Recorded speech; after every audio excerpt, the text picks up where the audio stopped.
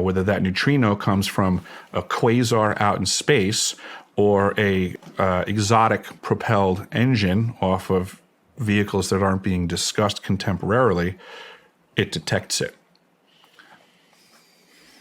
thus making it basically an air traffic control center for all non-discussed vehicles on this planet. So just like we have all the other air traffic on the planet and it's being completely observed and attended to, there's just another level of craft on this planet and another level of air traffic control tower that exists. This is that facility. Back to tracking neutrinos. What is that? Why are they tracking those?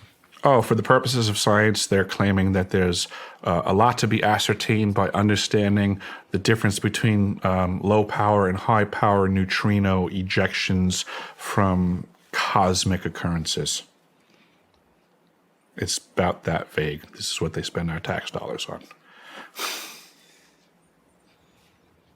Let's talk about what else do they do? The device is also for faster than light communications, quantum entangled communications at great distance. In, I guess it was the late 80s or early 90s, Gary McKinnon hacked NASA.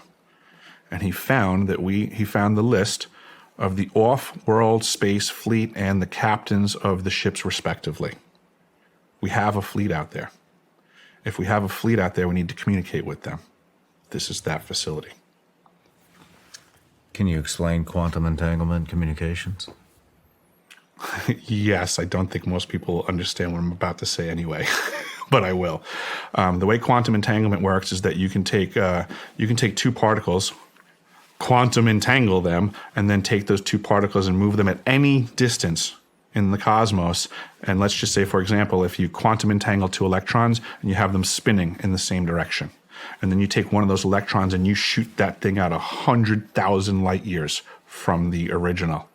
If you then rotate the spin on the one electron, if you modify it so that its spin changes, the quantum entangled electron at any distance will simultaneously, in no time, switch its rotation also because they're quantum entangled.